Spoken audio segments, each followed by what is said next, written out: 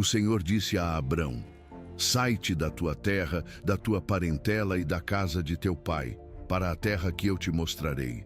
Abrão, que depois seria chamado Abraão, vivia em Ur dos Caldeus, uma das cidades mais avançadas do mundo antigo. Localizada no sul da Mesopotâmia, Ur tinha arquitetura monumental, sistema de irrigação, escrita cuneiforme, comércio internacional e uma religião politeísta sofisticada centrada no deus Luanana. Arqueólogos britânicos escavaram Ur na década de 1920 e encontraram tumbas reais com joias de ouro, instrumentos musicais decorados com lápis-lazuli e evidências de sacrifícios humanos rituais. Era uma metrópole, e Deus disse para Abrão largar tudo, deixar a cidade, deixar a família estendida, deixar a casa do pai e ir para onde? Para a terra que eu te mostrarei, sem mapa, sem coordenadas, sem garantias, apenas uma promessa: farei de ti uma grande nação, abençoar-te-ei e engrandecerei o teu nome, e em ti serão benditas todas as famílias da terra. E Abrão foi. Gênesis 12, 4. Partiu Abrão, como o Senhor lhe tinha dito. Tinha 75 anos. Levou Sarai, sua esposa, Ló, seu sobrinho, e todos os bens e servos que haviam acumulado. Cruzaram centenas de quilômetros de deserto e chegaram a Canaã, a terra que Deus havia prometido. Mas quando chegou, a terra não estava vazia. Os cananeus estavam então na terra. Imagine, você deixa tudo, atravessa o deserto obedecendo uma voz, chega no destino prometido e descobre que já tem gente morando lá. E Deus não expulsou os cananeus, não entregou a terra numa bandeja, simplesmente disse: à tua descendência darei esta terra, futuro, promessa, não realidade imediata. E o que veio logo depois não foi prosperidade, foi fome. Gênesis 12, 10. Havia fome naquela terra. A terra que Deus prometeu estava em crise. E Abrão desceu ao Egito. E no Egito, o patriarca da fé fez algo que mancha sua biografia para sempre. Com medo de que os egípcios o matassem para tomar sua esposa, Sarai era muito bonita. Abrão disse que ela era sua irmã. Meia verdade, era de fato sua meia-irmã, mas a intenção era engano. E Faraó tomou Sarai para sua casa e tratou Abrão bem por causa dela. Ovelhas, bois, jumentos, servos, servas, camelos. Abrão ficou rico às custas da honra de sua própria esposa, até que Deus interveio, enviou pragas sobre a casa de Faraó, e a verdade veio à tona. E Faraó, um pagão, um idólatra, repreendeu Abrão. Que é isso que me fizeste? Por que não me disseste que era tua mulher? O homem escolhido por Deus foi corrigido moralmente por um faraó egípcio. Gênesis não protege seus heróis, não edita suas falhas, não suaviza suas quedas, e essa honestidade brutal é uma das razões pelas quais o texto sobreviveu 3.000 anos, porque soa verdadeiro. De volta a Canaã, a riqueza trouxe um problema novo. Abrão e Ló tinham rebanhos grandes demais para a mesma região. Os pastores brigavam, e Abrão, num gesto que revela crescimento, deu a Ló o direito de escolher primeiro. Se fores para a esquerda, irei para a direita. Se fores para a direita, irei para a esquerda. Ló olhou e viu a planície do Jordão bem irrigada, verde, fértil, como o jardim do Senhor, e escolheu. Foi para o leste, armou suas tendas até Sodoma. E Gênesis faz questão de anotar: ora, eram maus os homens de Sodoma e grandes pecadores contra o Senhor. Ló escolheu pela paisagem, não perguntou quem eram os vizinhos, e essa escolha vai custar quase tudo que ele tinha. Mas Abrão ficou em Canaã, e depois que Ló partiu, Deus falou de novo: ergue os olhos e olha desde onde estás, para o norte, para o sul, para o oriente e para o ocidente. Porque toda esta terra que vês, eu te darei a ti e a tua descendência para sempre. E farei a tua descendência como o pó da terra. Abrão não tinha um único filho. Sua esposa era estéril. E Deus prometeu descendentes incontáveis. É o tipo de promessa que só faz sentido se quem promete pode cumprir o impossível. Os anos passaram. A promessa não se cumpriu. Sarai continuava estéril. E em Gênesis 15, Abrão finalmente confrontou Deus. Senhor Deus, que me haverás de dar se continuo sem filhos? É a pergunta de um homem que obedeceu, que deixou tudo, que esperou, e que agora olha para a própria vida e vê a promessa se dissolvendo com a idade. E Deus o levou para fora da tenda, de noite, e disse: olha para os céus e conta as estrelas, se é que as podes contar.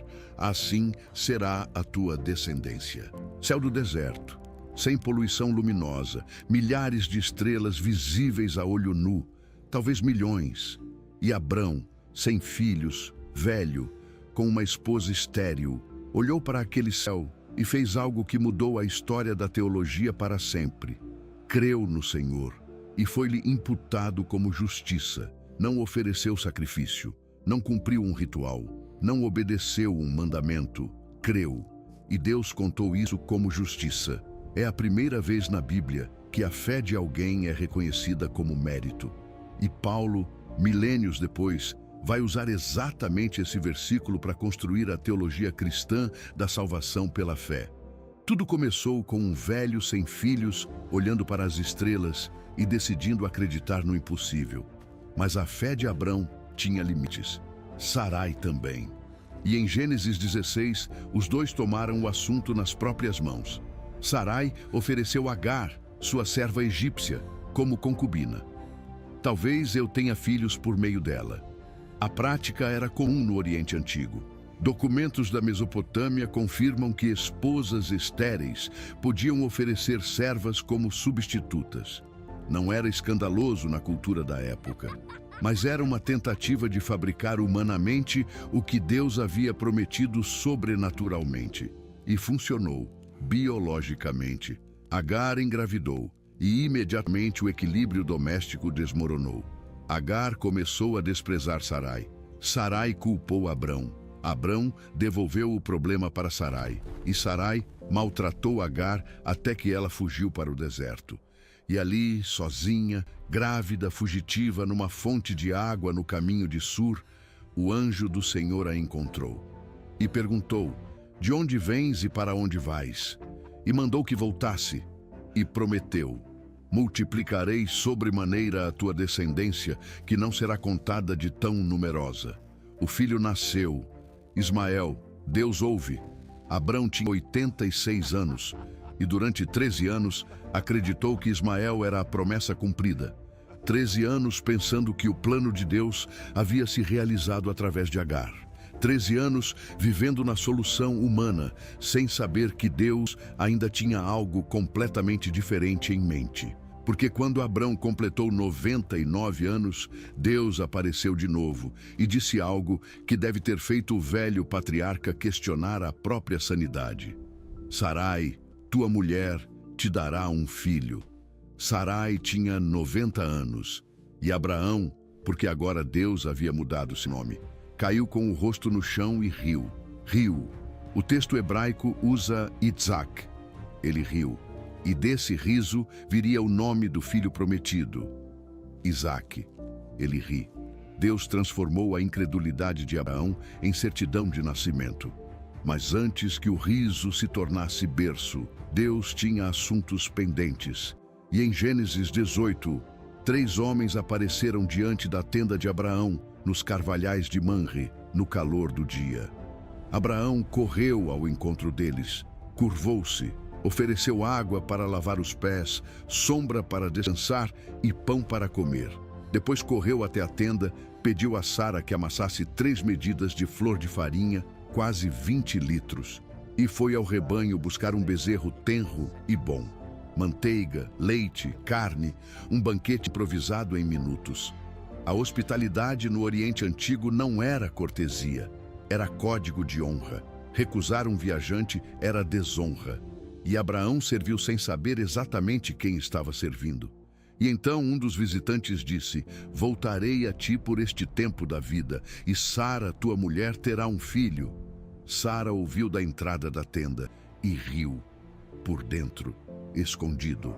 Mas Deus ouviu o riso silencioso. Por que riu Sara? Há alguma coisa difícil demais para o Senhor? Sara negou. Não ri. E Deus respondeu. Sim, riste. 2 risos, marido e mulher, diante da mesma promessa impossível. Um aberto, outro escondido. Ambos ouvidos. Mas os visitantes não tinham vindo apenas para confirmar a promessa. Tinham outro destino. Sodoma. E quando se levantaram e olharam na direção da cidade, o Senhor disse algo extraordinário. Não a Abraão, mas a si mesmo.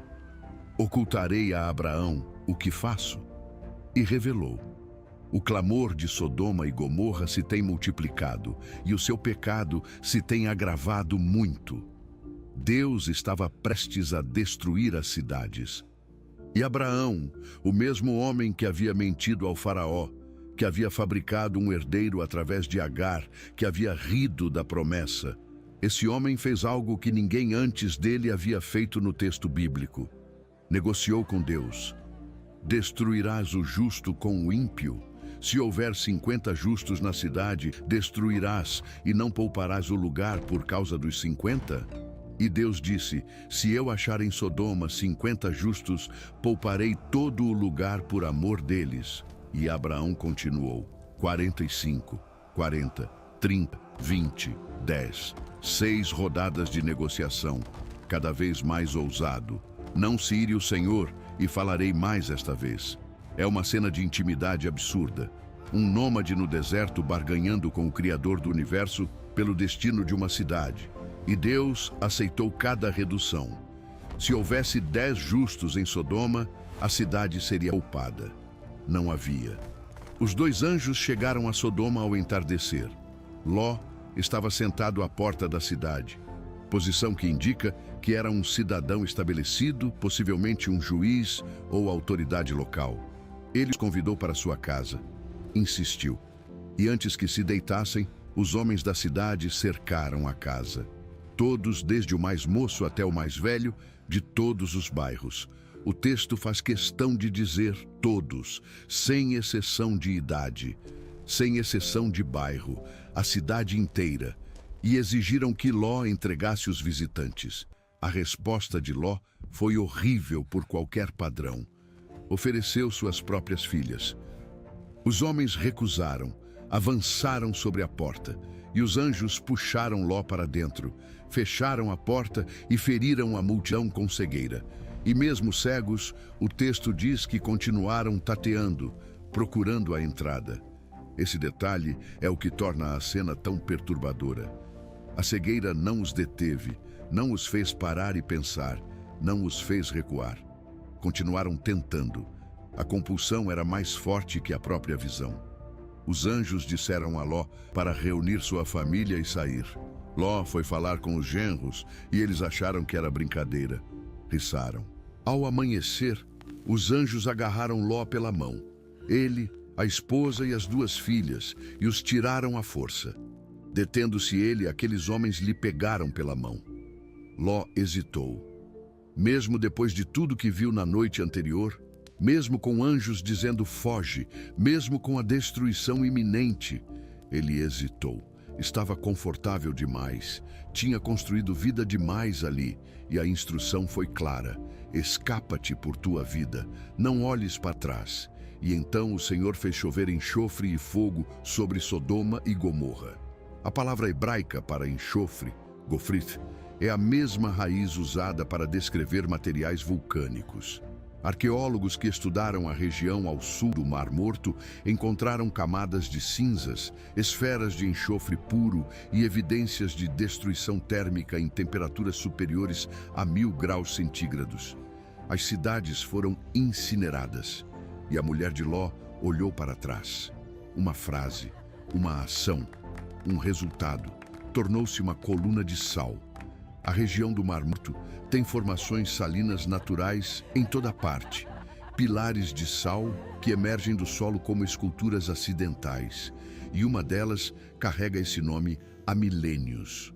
Ló escapou com as filhas para uma caverna nas montanhas de Zoar.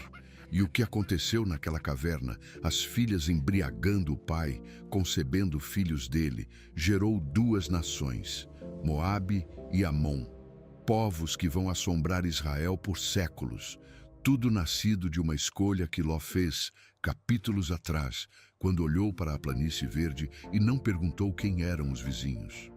E em meio a tudo isso, destruição, fuga, sal, cavernas, a promessa seguiu seu curso. Sara engravidou, Gênesis 21, 1. Visitou o Senhor a Sara, como tinha dito, e fez o Senhor a Sara como havia prometido.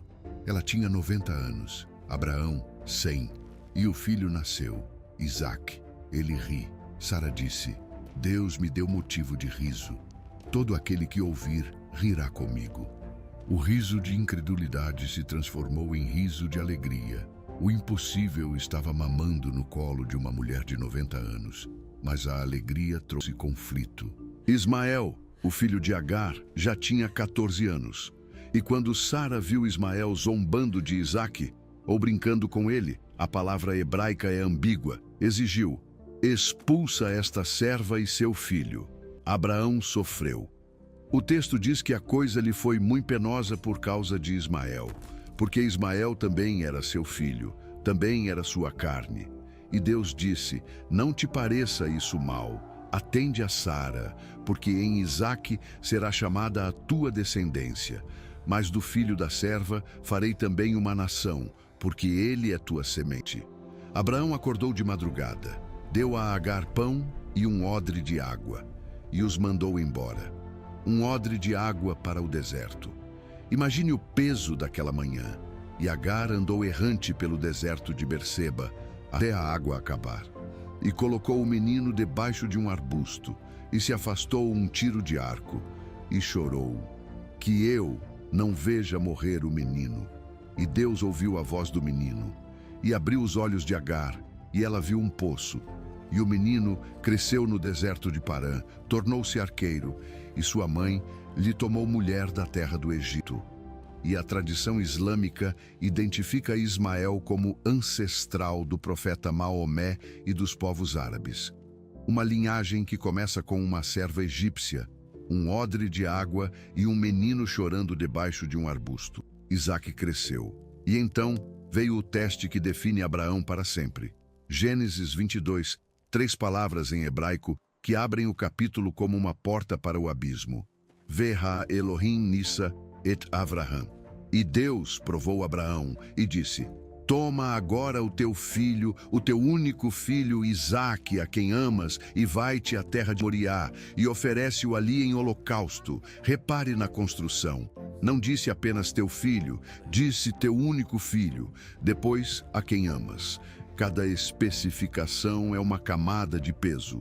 Deus quis que Abraão sentisse o tamanho exato do que estava pedindo, e Abraão levantou-se de madrugada. Não há registro de hesitação, não há registro de argumento. E esse é o mesmo homem que negociou 6 rodadas por Sodoma. Cortou a lenha para o holocausto, selou o jumento, tomou Isaque e 2 servos, e partiu. 3 dias de caminhada. 3 dias sabendo o que esperava no topo daquele monte. 3 noites dormindo ao lado do filho que deveria sacrificar ao amanhecer seguinte. No 3º dia, avistou o lugar. Deixou os servos com o jumento. Colocou a lenha nas costas de Isaque. Tomou o fogo e o cutelo na própria mão. E os 2 subiram juntos. E Isaque perguntou: meu pai, eis o fogo e a lenha, mas onde está o cordeiro para o holocausto? A pergunta de uma criança que conhece o ritual, que sabe que falta uma peça, que confia no pai o suficiente para perguntar sem medo. E Abraão respondeu: Deus proverá para si o cordeiro, meu filho. 7 palavras que atravessam a Bíblia inteira como uma seta. Deus proverá. E chegaram ao lugar. Abraão edificou o altar, pôs a lenha em ordem, amarrou Isaque, colocou-o sobre o altar, sobre a lenha, estendeu a mão, tomou o cutelo para degolar o próprio filho, e o anjo do Senhor bradou desde os céus: Abraão, Abraão, não estendas a mão sobre o moço. Agora sei que temes a Deus, pois não me negaste o teu filho, o teu único filho. Abraão levantou os olhos e viu um carneiro preso pelos chifres num arbusto, e o ofereceu em lugar de Isaque. E chamou aquele lugar de O Senhor Proverá, Jeová Jiré, o Monte Moriá. O mesmo local onde, segundo Crônicas 3:1, Salomão construiria o Templo de Jerusalém 1000 anos depois. O lugar do quase sacrifício se tornou o lugar do templo. A geografia da Bíblia não é acidental. Sara morreu aos 127 anos em Hebrom. Abraão chorou por ela e comprou a caverna de Macpela para sepultá-la, a primeira propriedade real que a família possuiu na Terra Prometida. Não foi presente de Deus, não foi conquista militar, foi uma transação comercial, negociada em detalhes no capítulo 23, com testemunhas, preço acordado, 400 ciclos de prata e registro público. A promessa dizia toda esta terra. A realidade era uma caverna comprada para enterrar a esposa. A distância entre a promessa e a posse media gerações inteiras. E Abraão enviou seu servo mais velho de volta à Mesopotâmia para buscar uma esposa para Isaque, não uma cananeia, uma mulher da família. E o servo encontrou Rebeca junto a um poço, carregando seu cântaro, oferecendo água aos camelos, cumprindo exatamente os sinais que o servo havia pedido a Deus. E Rebeca veio, e Isaque a amou. E Abraão morreu aos 175 anos. E Ismael e Isaque, os dois filhos que a vida havia separado, se reuniram para enterrar o pai na caverna de Macpela, ao lado de Sara.